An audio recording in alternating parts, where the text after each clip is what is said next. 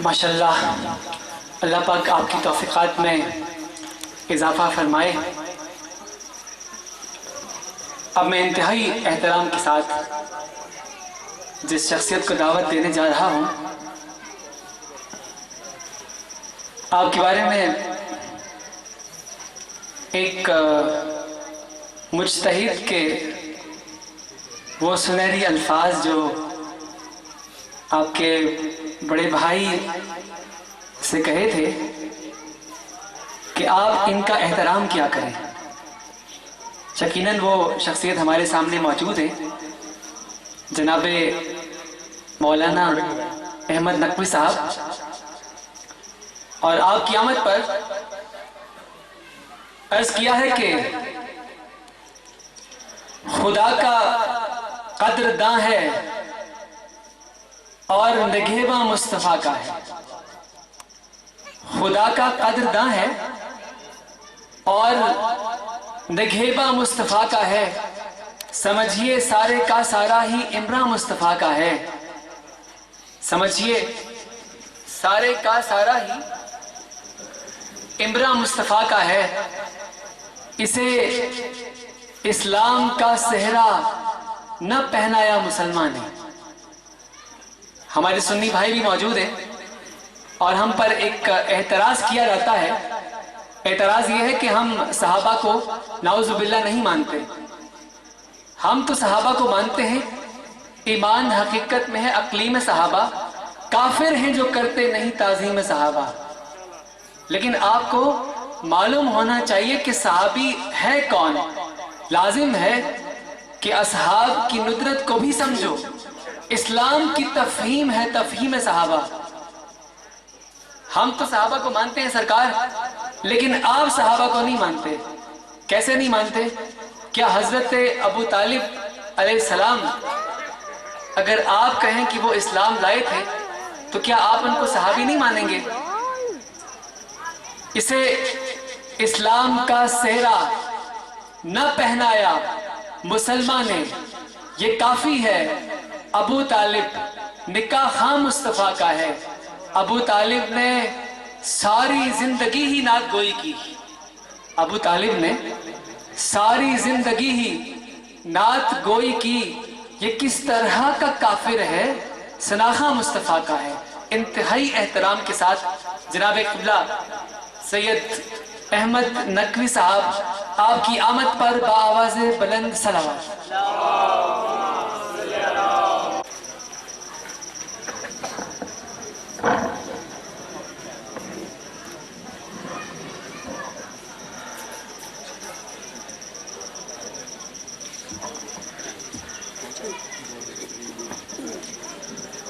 اعوذ باللہ من الشیطان الرجیم، بسم اللہ الرحمن الرحیم، الحمدللہ رب العالمین، والعاقبۃ للمتقین والنار للملحدین، ثم الصلاة والسلام علی سیدنا ونبینا وشفیع ذنوبنا وطبیب نفوسنا بالقاسم محمد،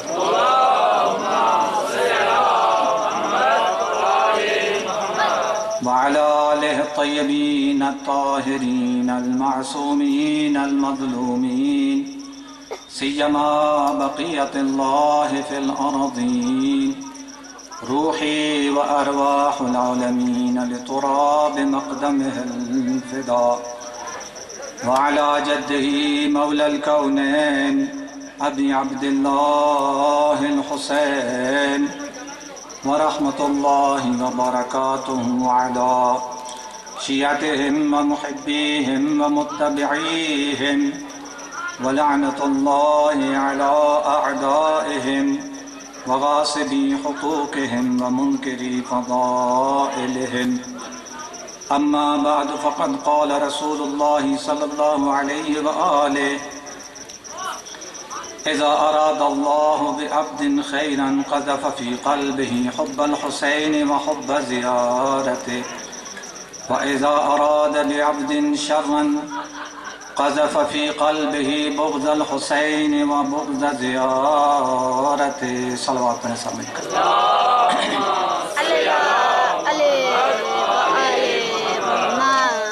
اعمال کی قبولی، فرش ادا کی قبولی اور گناہوں کی بخشش کے لیے بار دیگر صلوات.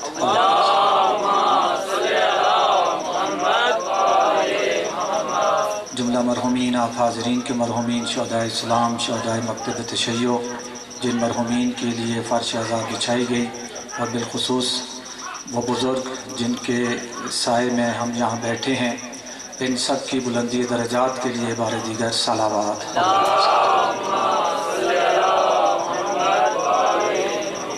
مومنین مومنات بشمول آپ حاضرین، مساجد، امام بارگاہیں، مجالس اعضاء، جلوس اعضاء، مراکز دینیہ، مدارس دینیہ اور خاص طور پر مزارات مقدسہ، سب کی حفاظت و سلامتی کے لیے صلوات.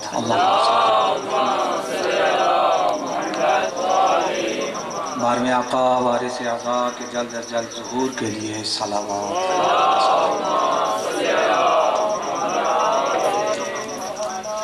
آپ کی خدمت عالیہ میں فرمان رسول مقبول پڑھنے کا شرف حاصل کیا، جس میں حضور فرماتے ہیں کہ جب خدا کسی سے خیر کا ارادہ رکھتا ہے، جب خدا کسی کو خیر پہنچانا چاہتا ہے تو قذف فی قلبہ حب الحسین و حب زیارتہ، تو اس کے دل میں حسین ابن علی کی محبت کا چراغ روشن کر دیتا ہے، اور ساتھ وحب زیارتہ، اور حسین ابن علی کی زیارت کی محبت ڈال دیتا ہے. اور جس سے خدا ناراض ہوتا ہے، جس پر خدا غضبناک ہوتا ہے، قذف فی قلبہ بغض الحسین و بغض زیارتہ، خدا اس کے دل میں حسین کے لیے بغض ڈال دیتا ہے، خدا اس کے دل میں حسین کی زیارت کا بغض ڈال دیتا ہے.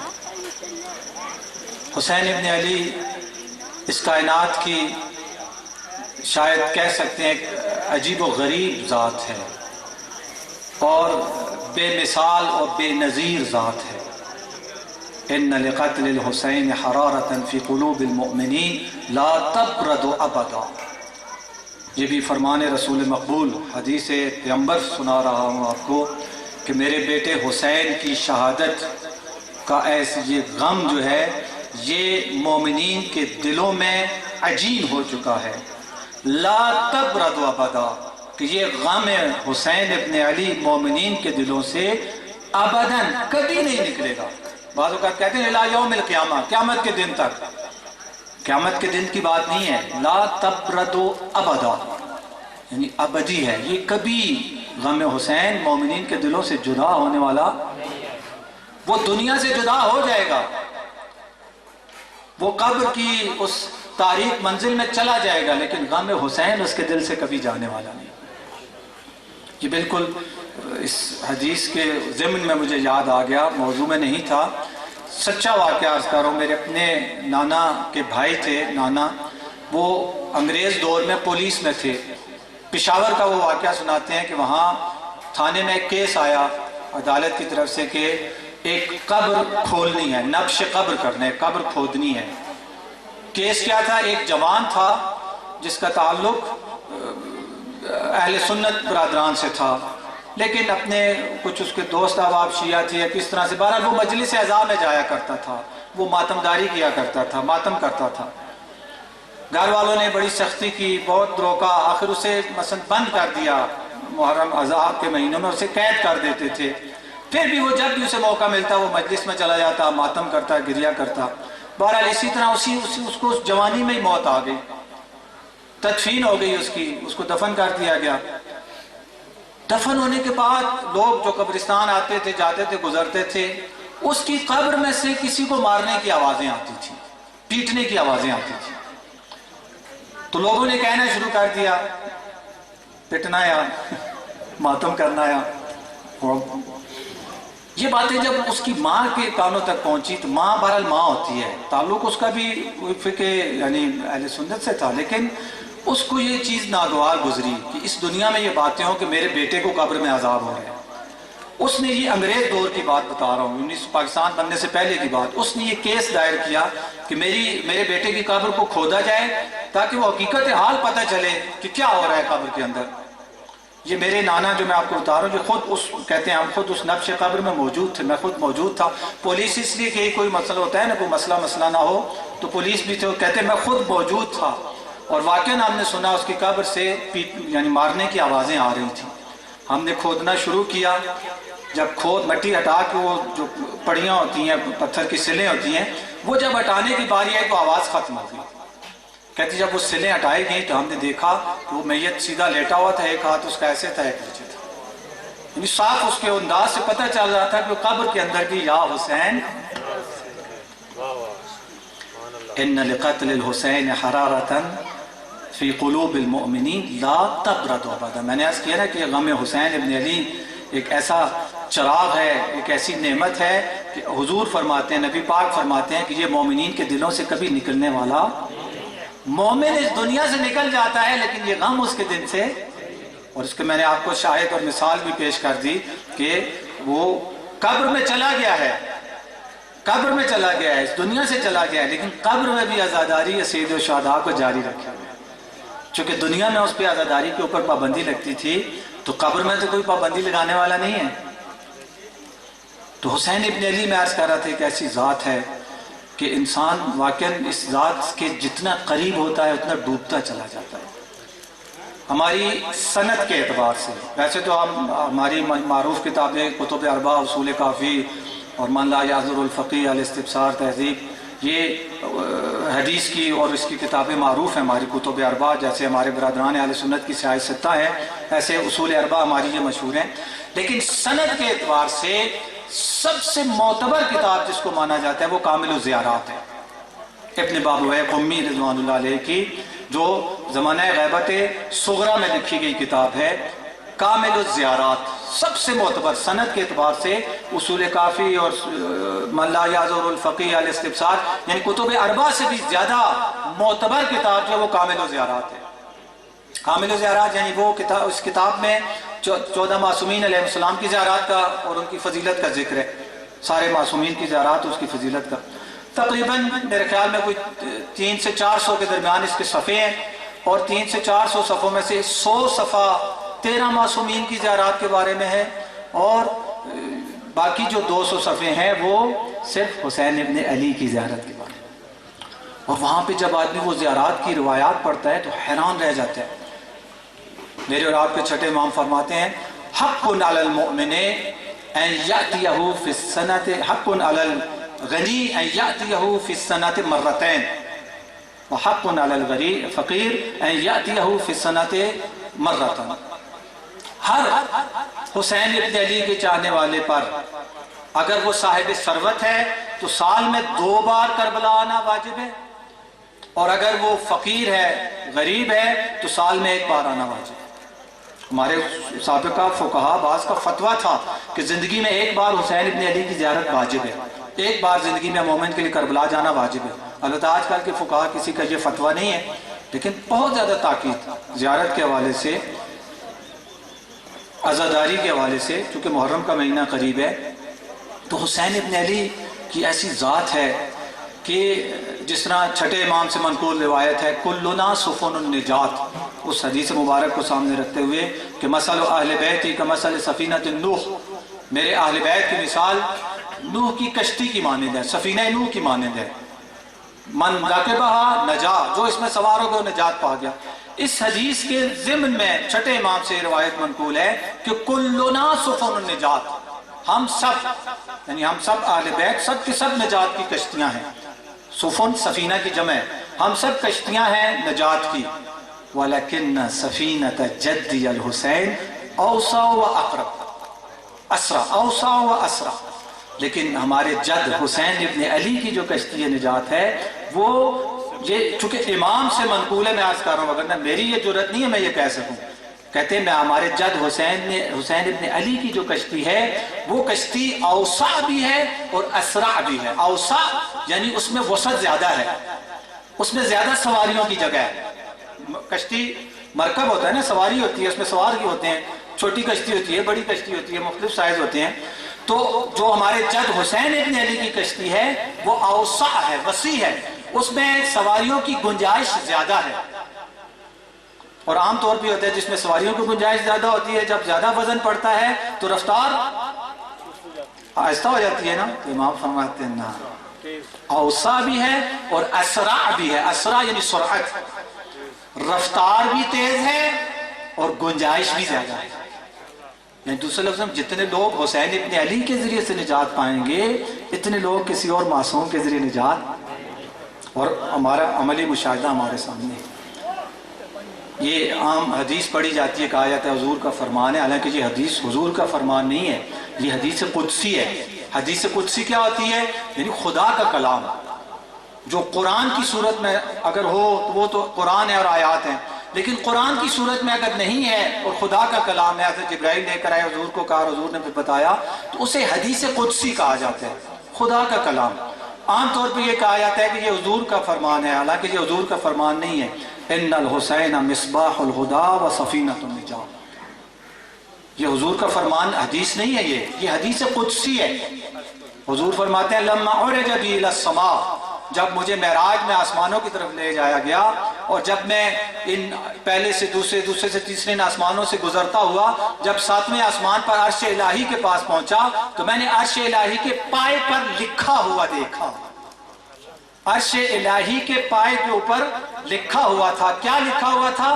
ان الحسین سفینۃ النجات مصباح الہدی و سفینۃ النجات، کہ حسین ہدایت کا چراغ ہے اور نجات کی کشتی ہے.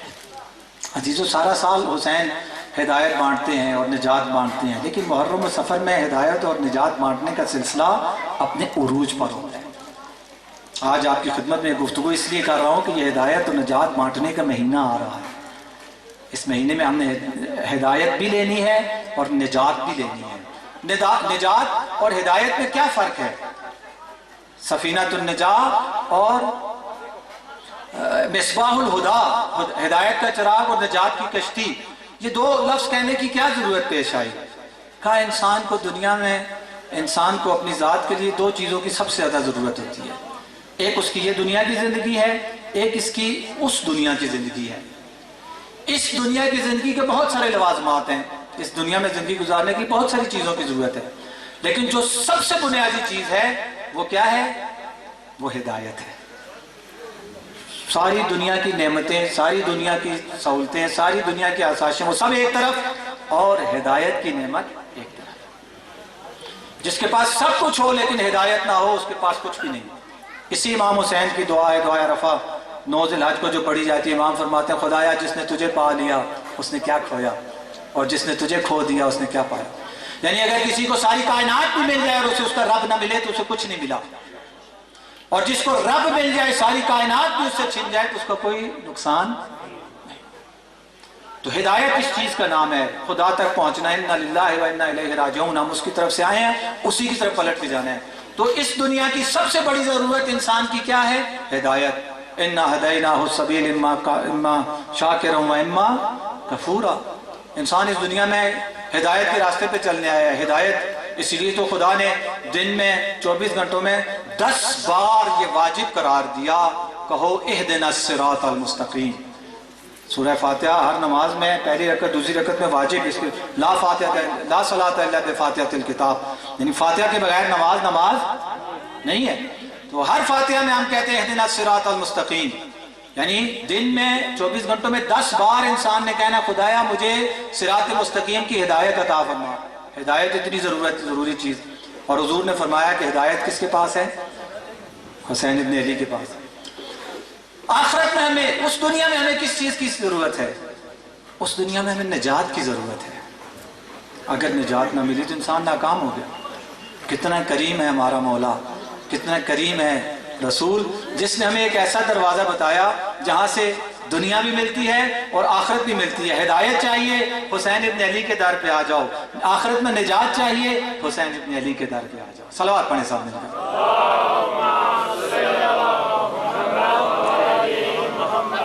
اور حسین ابن علی کس تیزی سے نجات دیتے ہیں. میں نے کہا نا ان کی کشتی سب سے گنجائش بھی زیادہ ہے ہر کس و نکس اس میں آ سکتا ہے، ہر ایرا غیرہ نتھو خیرہ جو بھی اس در پہ آ گیا ہور بن جائے، جو بھی اس در پہ آ گیا ہور بن جائے۔ میں 2 واقعے آپ کی خدمت میں عرض کر کے آپ کی زحمتوں کو تمام کروں گا۔ ہمارے ایک بہت بڑے مجتہد گزرے ہیں سید احمد خنساری، تہران میں سکونت اختیار کی انہوں نے نجف قم اعلیٰ تعلیم حاصل کرنے کے بعد، بہت بڑے مجتہد۔ ان کے پاس ایک مومن آتا ہے اور آ کے کہتے ہیں حضور میرا ایک چھوٹا بھائی ہے، اور بھائی ہے کہ بس تباہی، دنیا کا ہر عیب اس میں پایا جاتا ہے، دنیا کا ہر غلط کام وہ کرتا ہے۔ ہم نیک لوگ ہیں، شریف لوگ ہیں، عزت دار لوگ ہیں، لیکن اس نے ہماری عزت خاک میں ملا دی۔ میں چاہتا ہوں میں اس کو لوگوں نے مشورہ دیا کہ اس کی شادی کر دو، بوجھ پڑے گا، ذمہ داری پڑے گی، بدل جائے گا، ٹھیک ہو جائے گا۔ ہم نے اس کی شادی بھی کی لیکن کوئی فرق نہیں پڑا، خاندان کے اوپر بدنما داغ بن چکا ہے۔ میری ذہن میں یہ ہے کہ آپ کی خدمت میں اسے لے کر آؤں، آپ اپنی پاک زبان سے اسے موعظہ کریں، نصیحت کریں، شاید آپ کی باتوں کا اثر اور وہ سیدھے راستے پہ آ جائے۔ انہوں نے کہا جو خصوصیات تم بتا رہے ہو مجھے نہیں لگتا کہ میری باتوں کا اس کے اوپر اثر ہوگا۔ تو اس نے کہا حضور پھر ہم کدھر جائیں؟ ہمیں رسول اہل بیت کے در پہ چھوڑ کے گئے اور آخری امام ہمیں آپ مجتہدین کے حوالے کر کے گئے ہیں پردہ غیبت میں، جب تک میں ادھر ہوں آپ اگر ہمیں خالی لوٹا دیں گے ہم پھر کدھر جائیں؟ جب اس نے یہ جملے کے جو تھوڑا سر جھکایا، سوچ میں پڑ گئے، تھوڑی دیر بعد کہتے ایک حل ہو سکتا ہے۔ کہا کیا؟ کہا اس کو، یہ انقلاب اور جنگ سے پہلے، ایران عراق جنگ سے پہلے کی بات ہے، اس کو لے جاؤ کربلا، اس کو کربلا لے جاؤ، اگر حرم امام حسین علیہ السلام میں اس کی آنکھوں میں آنسو آ گئے پھر اس کو آپ تم میرے پاس لے آنا، چونکہ آنسو کا آنا نشانی ہے کہ اس کے دل میں ابھی کوئی نور کی جھلک ہے، پھر میری باتوں کا اثر ہوگا۔ اور اگر کربلا جا کر بھی، حرم میں جا کر بھی اس کی آنکھوں میں آنسو نہ آیا تو پھر میرے پاس بھی لانے کی ضرورت نہیں ہے، یہ صم بکم عمی فہم لا یرجعون کی منزل، پھر کچھ نہیں ہو سکتا۔ چلا گیا وہ اٹھ کے، کچھ 4-5 مہینے کچھ عرصے کے بعد آیا، اس نے کہا حضور آپ کے پاس میں مسئلہ لے کے آیا تھا اپنے بھائی کا، اور آپ کے مشورے کے مطابق وہ تو نہیں جا رہا تھا، بہرحال اس کو کسی نہ کسی طرح میں لے گیا کربلا اور پھر حرم لے گیا اسے۔ تو حرم جانے کے وقت تک اس کی حالت ٹھیک نہیں تھی، وہی لاؤبالی پن اور وہی بیرا و روی، لیکن جب ہم حرم کی طرف چلے تو جو ہم حرم کی طرف جا رہے تھے تھوڑا تھوڑا اس میں تبدیلی آنا شروع ہوئی۔ اور پھر جب ہم وہ حرم کے سین کی جو مومنین گئے ہیں، کیونکہ جس طرف سے بھی آپ جائیں آپ کو سیڑھیاں اترنی پڑتی ہیں، جیسے خانہ کعبہ میں سیڑھیاں اتر کے انسان کعبہ کے پاس پہنچتا ہے یعنی نیچے آتا ہے، اسی طرح حسین ابن علی کے دربار میں بھی انسان کو سیڑھیاں اتر، تو کہتے جب ہم نے وہ سیڑھیاں اترنا شروع کی تو اس میں تبدیلی آنا شروع ہوئی۔ اور پھر جب ہم اس ذریع اقدس کے پاس پہنچے، میں نے بھی اس جالی کو اپنے گناہگار ہاتھوں میں لیا، اس نے بھی میرے ساتھ لیا، تو پھر حضور وہ رویا نہیں، وہ چیخ رہا تھا، ایسے رو رہا تھا جیسے ایک ماں اپنے جوان بیٹے کے جنازے پہ روتی ہے، اس طرح سے رو رہا تھا۔ جیسے ہی اس نے کہا، یہ ہمارے مجتہد سید احمد خنساری، انہوں نے کہا بس پھر لے آؤ اس کو، پھر میری باتوں کا اثر ہوگا۔ کہا حضور آپ کے پاس لانے کی ضرورت نہیں ہے۔ کہا کیا مطلب؟ کہا جب وہ اس طرح سے دھاڑے مار مار کے رو رہا تھا تو میں نے اس وقت اس کے کان میں ایک جملہ کہا، جو کہ میرے ساتھ کھڑا تھا، میں نے اس کے کان میں ایک جملہ کہا، میں نے کہا تمہیں اگر فرزند زہرا سے اتنی محبت ہے پھر کیوں ایسے کام کرتے ہو جو فرزند زہرا کو پسند نہیں؟ کہتے بس میرا یہ جملہ کہا، اب وہ ایسا بدلا ہے کہ اب وہ ہمیں بھی بہت پیچھے چھوڑ چکا ہے، اتنا پاک اور پاکیزہ ہو گیا ہے کہ اب وہ ہمیں بھی بہت پیچھے چھوڑ چکا ہے۔ تو آپ نے دیکھا میرے مولا حسین کی کشتی کیسی کشتی ہے۔ اور دوسرا واقعہ، سید مہدی قوام ایک عالم دین تھے، مجالس پڑھتے تھے، یہ کوئی مجتہد نہیں تھے لیکن بعمل عالم دین تھے۔ کسی جگہ انہوں نے عشرہ پڑھا، عشرہ ختم ہوا، شب عاشور تھی، آخری مجلس تھی۔ مجلس کے اختتام کے بعد وہ انتظامیہ جو سسٹم ہوتا ہے، کوئی ہدیہ انہیں دیا گیا ایک لفافے کی صورت میں، انہوں نے، ان کا ایک ساتھی بتاتا ہے، انہوں نے وہ لفافہ اپنی جیب میں رکھا اور کہتے ہیں پیدل ہی ہم چل پڑے، گھر بھی شاید نزدیک ہی تھا، تو راستہ ایک ایسی روڈ سے تھا، کوچہ لال آزار، کہ جو یہ بھی انقلاب اور اس تبدیلی سے پہلے کی بات ہے کہ جو شریفوں کا محلہ اور شریفوں کا روڈ نہیں تھا، عیش و نوش کے وہاں پہ مثلا مراکز تھے اور اس قسم کی وہ صورتحال تھی۔ کہتے وہاں سے ہم دونوں جا رہے تھے کہ ہم روڈ کے اس طرف تھے، روڈ کے اس طرف ایک خاتون بن سور کے کھڑی تھی، اس کا کام ہی یہی تھا۔ کہتے مجھے آغا صاحب نے کہا کہ جاؤ اس خاتون کو کہو کہ یہ سید تمہیں بلا رہے ہیں۔ میں نے کہا حضور خیال کریں، شب عاشور ہے، آپ کا مقصد نیک ہی ہے، لیکن لوگ کیا کہیں گے؟ انہوں نے کہا تم جاؤ تو صحیح۔ کہتے ہیں میں گیا، روڈ کراس کر کے اس طرف گیا، اس طرف تھوڑا اندھیرا تھا، اس طرف گیا، بڑا شرماتے ہوئے ادھر ادھر گھبرا کے دیکھتے ہوئے کہ کوئی دیکھ تو نہیں رہا۔ اس کو کہا کہ بھائی روڈ کے اس طرف ایک سید کھڑا ہے، وہ تم سے کام ہے، بلا رہا ہے تمہیں۔ اس سے سمجھا کوئی گاہک ہے، وہ جلدی سے روڈ کراس کر جب ادھر آئی تو دیکھا کہ قبلہ صاحب تھے، مولانا صاحب تھے۔ جیسے ہی مولانا صاحب کو دیکھو حیران رہے گی کہ ان کو مجھ سے کام۔ انہوں نے کوئی بات نہیں کی اس سے، وہی جو بانیان نے انہیں لفافہ دیا تھا، کہتے ہیں وہ لفافہ نکالا انہوں نے اور اس کو دیا اور کہا کہ یہ امام حسین علیہ السلام کی طرف سے تمہارے لیے تحفہ ہے، یہ امام حسین علیہ السلام کی طرف سے ہدیہ ہے، نیاز ہے تمہارے لیے، اور جب تک یہ تمہارے پاس ہے یہ کام چھوڑ دو۔ دوسری نصیحت یہ کی کہ جب تک یہ تمہارے پاس ہے یہ کام نہ کرو، بس یہ کہہ کے وہ چلے گئے۔ یہ سید مہدی قوام کہتے ہیں 1 سال بعد اگلے سال میں کربلا مشرف ہوا زیارت کے لیے، امام کی زیارت کر کے جب زری سے باہر سین میں آیا تو ایک شخص بھاگتا بھاگتا میرے پاس آیا، ایرانی، اور آ کے مجھے کہتے ہیں میری زوجہ کو قبلہ صاحب آپ سے کوئی کام ہے، کوئی سوال پوچھنا چاہتی ہے تنہائی میں۔ تو وہ ہوتا ہے ایسے عرب میں، ہم بھی جب زیارت پہ جاتے ہیں بعض وقت خواتین بھی اپنے مسائل پوچھتی ہیں علماء سے، تو انہوں نے بھی سمجھا شاید کوئی مسئلہ پوچھنا ہوگا۔ کہتے ہیں میں گیا جب ادھر، اس نے بتایا وہ کھڑی ہیں، گیا فل حجاب میں، ہاتھوں میں دستانے، منہ پہ نقاب۔ جب میں پاس گیا تو اس نے مجھے کہا کہ قبلہ آپ نے مجھے پہچانا؟ نہیں مجھے کیا پتا۔ اس نے اپنا نقاب ہٹایا اور جیسے ہٹایا زار و قطار رونا شروع کر دیا اور روتے ہوئے کہتی ہے قبلہ مجھے پہچانے، میں وہی کوچہ لالا زار والی فاحشہ عورت ہوں، آپ تو مجھے وہ نیاز دے کر اور وہ جملہ کہہ کر چلے گئے، لیکن میں 20 منٹ وہیں پہ بیٹھ کے روتی رہی کہ من کو جا وہ فرزند زہرا کو جا۔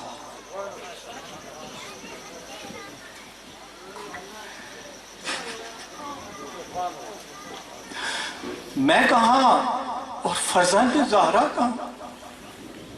کہتے میں اسی رونے کے عالم میں نے اس وقت سچے دل سے توبہ کی کہ آئندہ یہ گندا کام بالکل نہیں کرنا میں نے۔ اور تو خدا نے لطف کیا، میری شادی ہو گئی، یہ میرا شوہر ہے، اور آپ کو میں نے یہاں دیکھا تو مجھے وہ آپ یاد آ گئے۔ میں صرف یہ کہنے کے لیے آپ کو میں نے بلوایا اور آپ کو زحمت دی کہ میں ساری زندگی آپ کی احسان مند ہوں۔ حسین ابن علی اس طرح سے 180 درجے بدل کے رکھ دیتے ہیں انسان، اور یہ وہ اصلی چیز ہے جو حسین ابن علی سے لینے والی چیز ہے۔ جب محرم آتا ہے، سفر آتا ہے، تو یہ ہے، یہ وہ ہدایت ہے جو حسین ابن علی سے لینی ہے ہم نے، یہ وہ نجات ہے جو حسین ابن علی سے ہم نے لینی ہے۔ خدا نہ کرے محرم آئے، سفر آئے اور آ کے چلا جائے، ہم جیسے محرم سے پہلے تھے ویسے ہی محرم کی اگر بات ہے، بے شک آپ نے جتنی آزادی، میں آپ نہیں کہتا، جس نے بھی جتنی عزاداری کی ہو، مجلس کی ہو، لنگر، نیاز، ماتم داری، سب کچھ کیا ہو، لیکن اگر اس میں تبدیلی نہیں آتی مثبت، تو وہ پھر حسین ابن علی کی عزاداری نہیں تھی۔ حسین ابن علی تو اس طرح سے بدل کے رکھتے تھے۔ مجلس اگر ہمیں تبدیل نہیں کرتی تو یہ مجلس حسین نہیں ہے، کم از کم اگر مجھ میں تبدیلی نہیں لاتی تو یہ میرے لیے مجلس حسین ابن علی نہیں تھی۔ جس میں تبدیلی آئی ہے اس کے لیے تھی، جس میں نہیں آئی اس کے لیے نہیں تھی۔ آپ کہیں گے کیسے؟ کربلا جانا ہر ایک کی ہماری آرزو ہے نہیں ہے، ہم میں سے ہر ایک چاہتا ہے ہمارے دلوں کی آرزو بار بار جائیں۔ میں تو ہر نماز کے بعد یہی دعا کرتا ہوں، خدایا دنیا میں اہل بیت علیہ السلام کی اور کربلا کی زیارت بار بار نصیب فرما، ایک بار نہیں چاہیے، بار بار نصیب فرما، اور آخرت و برزخ میں ان کی شفاعت۔ تو کربلا ہر ایک کی آرزو، کربلا جائے اور پھر تبدیلی نہ پائے۔ کربلا تو بہت سارے لوگ گئے، 61 ہجری میں 10 محرم کو صرف یہ شہدائے کربلا میں تھی، یا کوئی اور بھی کربلا میں تھا؟ وہ جو لشکر اعداء تھا وہ بھی تو کربلا آیا تھا۔ اگر حبیب ابن مظاہر کربلا آئے تھے 5 محرم کو، مسلم ابن اوسجہ کربلا آئے تھے، جون کربلا آئے تھے، زہر ابن قیم کربلا آئے تھے، بنی ہاشم کے جوان اگر کربلا آئے تھے تو عمر ابن سعد کا لشکر بھی تو کربلا آیا تھا، وہ بھی تو کربلا میں موجود تھا۔ یہ بھی کربلا میں موجود تھے، وہ بھی کربلا میں موجود تھے۔ ان کا کربلا میں آنا، شہدائے کربلا کا کربلا میں آنا باعث بنا کہ قیامت تک مومنین یہ کہتے ہوئے نظر آتے ہیں کہ یا لیتنا کننا معکم فنفوز فوزا عظیما، اے کربلا والوں کاش ہم بھی تمہارے ساتھ ہوتے، جس طرح تم نے اپنے امام پر اپنی جان قربان کی، ہم بھی اپنے امام پر اپنی جان قربان کرتے ہیں۔ طبتم وفزتم وطابت الارض التي فيها دفنتم، تم خود بھی پاک و پاکیزہ ہوگے اور وہ زمین بھی پاک و پاکیزہ ہوگی جس میں تم دفن ہوگے، تمہاری برکت سے وہ زمین بھی پاک و پاکیزہ ہوگی۔ تو وہ کربلا میں آنے کی وجہ سے یہ سب کچھ ہوا نا۔ جو کربلا میں نہیں آیا یا چراغ بجھانے پر اٹھ کے چلا گیا تو اسے تو یہ فضیلت نہیں ملی، تو یہ کربلا میں آنے کی وجہ سے ہوا۔ لیکن ادھر جو دوسری طرف ہے، لعن اللہ امتا قتلت کا، خدا کی لعنت ہو اس امت پر، اس گروہ پر، ان لوگوں پر جنہوں نے حسین ابن علی آپ کو اور آپ کی اولاد کو اور آپ کے انصار کو قتل کیا۔ وہ جو لعنت کا توق ان کے گلے میں پڑا، وہ کیوں پڑا؟ وہ بھی کربلا میں آنے کی وجہ سے۔ اگر وہ کربلا میں نہ آتے، جس طرح کوفہ سے کہتے ہیں وہ بڑے بڑے لشکر دستے بھیجتا تھا لیکن راستے میں لوگ بھاگ جاتے تھے، امام کا مقابلہ نہیں کرنا چاہتے تھے، تو ان کے گلے میں لعنت کا توق پڑا کربلا آنے کی وجہ سے۔ اور ان کے لیے طابت و طبتم اور فزتم، یہ سب افتخارات اور عزت حاصل ہوئی کربلا میں آنے کی وجہ سے۔ تو پتہ یہ چلا کہ صرف کربلا میں آ جانا کافی نہیں ہے، کربلا میں آ کے اس چراغ ہدایت سے ہدایت لینا ضروری ہے۔ اگر ہدایت نہیں لے سکے تو کربلا میں آنے سے انسان کو کامیابی نہیں ملتی بلکہ بعض اوقات ناکامی ملتی ہے۔ اسی طرح مجلس حسین ابن علی میں انسان آئے اور آ کے اگر یہاں سے ہدایت لیتا ہے، نجات لیتا ہے، تبدیلی لیتا ہے، جب واپس جائے اور لوگ کہیں کہ یہ جو مجلس میں گیا تھا وہ کوئی اور تھا اور یہ جو آیا یہ کوئی اور ہے۔ اور بھی کربلا میں آیا تھا، کس طرح سے آیا تھا؟ لیکن جب اصلی کربلا میں پہنچا، یعنی فرزند زہرا کے قدموں میں پہنچا، پھر ہر ہو گیا۔ یہ چیز ہے، یہ مجلس اگر ہمیں ہور بناتی ہے تو پھر تو یہ مجلس حسین ابن علی تھی میرے لیے، اور اگر مجھے ہور نہیں بناتی تو جس طرح عمر ابن سعد کے لشکر کو کربلا نے مثلاً انہیں وہ ہور نہیں بنایا تو وہ ہور نہیں بن سکے، وہ لعنت کے مستحق اور حقدار بن گئے۔ حسین ابن علی، یہ ساری باتیں کرنے کا مقصد چونکہ محرم نزدیک ہے، میں البتہ آپ کی خدمت میں محرم اور غدیر کا آپس میں جوڑ بھی بتانا چاہتا ہوں جس کا ظہور کے ساتھ بھی لیں، لیکن اس وقت چونکہ وقت کے دامن میں گنجائش نہ رہی تو یہی میں عرض کرنا چاہوں گا کہ یہ جو محرم آ رہا ہے یہ محرم ایسا محرم ہونا چاہیے جو ہمیں ہور بنا کر جائے۔ اگر اس محرم نے ہمیں ہور نہیں بنایا تو پھر اس کا مطلب یہ ہے کہ محرم ہمارے لیے محرم نہیں تھا، یہ مجلس اعزا مجلس حسین نہیں تھی۔ اور میں ایک جملہ اور بھی کہتا ہوتا ہوں، اور یعنی دل میں آتا ہے اور کم کہتا ہوں اور بہت ڈرتے ہوئے جملہ کہتا ہوں، بہت ڈرتے ہوئے یہ جملہ کہتا ہوں کہ اگر مجھے میری اپنی عزت کا خیال نہیں تو کم از کم جس کی فرش اعزا پہ آ کے بیٹھتا ہوں اس کی عزت کا خیال کرنا چاہیے۔ میں خطبے میں پڑھا طبیب انفسنا، ہمارے دلوں کے طبیب ہیں محمد و آل محمد، روحانی طبیب ہیں۔ اگر ان روحانی طبیب کے کلینک میں، ان کے ہاسپٹل میں، ان کی ڈسپنسری میں، ان کے اس مطب میں، طب خانے میں آ کر بھی انسان اپنا روحانی علاج نہ کرے، اس کا روحانی بیماریاں دور نہ ہو، تو میں عرض کر رہا ہوں اپنی عزت کا خیال نہیں تو اس طبیب کی عزت کا خیال۔ لوگ کیا کہیں گے یہ حسین ابن علی کے طب مطب پہ گیا تھا، حسین ابن علی کے کلینک میں گیا تھا اور وہاں سے بھی یہ شفا پا کے نہیں آیا۔ اگر مجھے میرے روحانی بیماریوں کی شفا میں یہاں سے حاصل نہیں کرتا۔ یہ محرم اور سفر جو آ رہا ہے یہ ہدایت لینے کا مہینے ہیں، یہ نجات پانے کے مہینے ہیں۔ وہ حسین ابن علی جس نے اس ہدایت اور نجات کے لیے کیا نہیں کیا۔ ان لقتل الحسین حرارۃ فی قلوب المؤمنین لا تبرد ابدا۔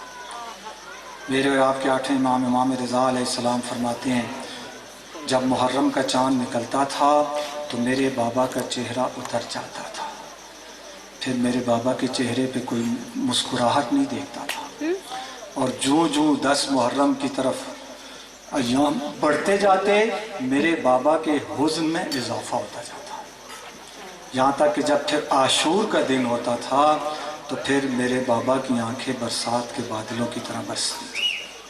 امام صادق کے ہمسائے کہتے ہیں ہمیں محرم کی آمد کی خبر امام صادق کے گھر سے رونے کی آواز کے ذریعے سے ملا کرتی تھی۔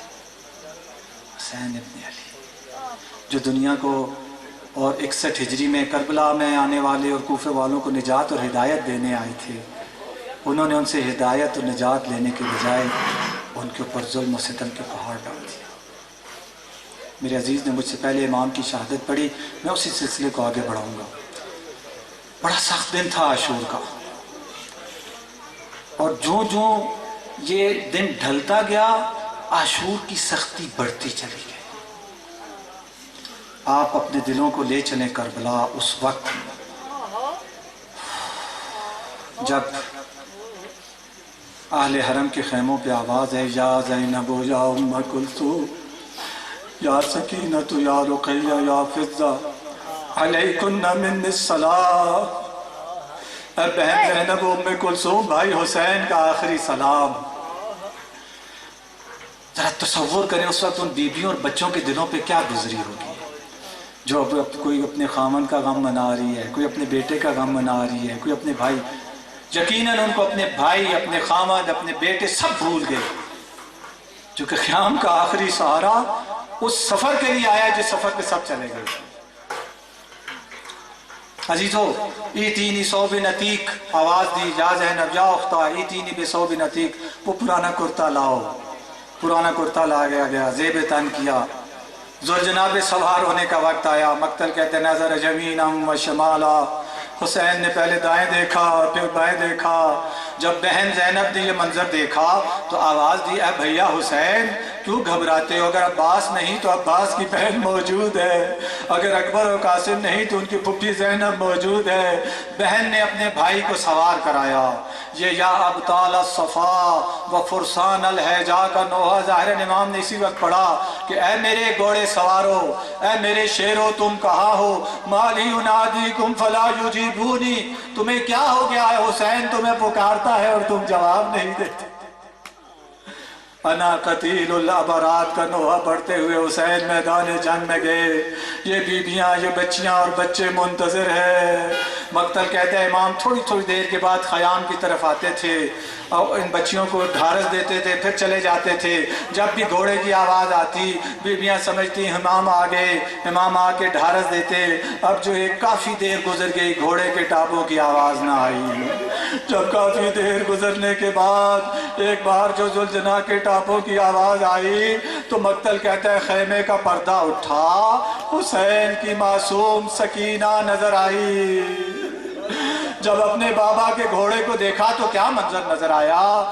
بدن میں تیر پیوست ہے، خون آلود ہے، ماتھے پہ خون لگا ہوا، آنکھوں سے خون ٹپک رہا ہے، زین ایک طرف کو جھکی ہوئی، باگیں کٹی ہوئی۔ جب بابا کے گھوڑے کا یہ منظر دیکھا، ہاشمی خاندان کی بچی ہے سمجھ گئی، آواز دے کے کہتی ہے یا جواد ابی حل سقیا بی ام قتلات شانا، اے میرے بابا کے گھوڑے میں یہ نہیں پوچھتی میرے بابا کے ساتھ کیا ہوا، لیکن اتنا ضرور پوچھوں گی جب میرا بابا خیام سے گیا تھا تو 3 دن کا بھوکا اور پیاسا تھا۔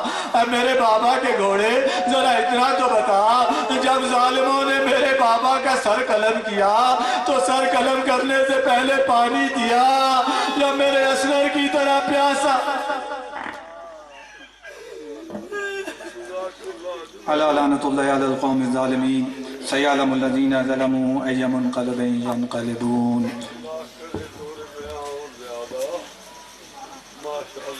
جدید ہوگا جس کا کوئی نام بھی نہ لے۔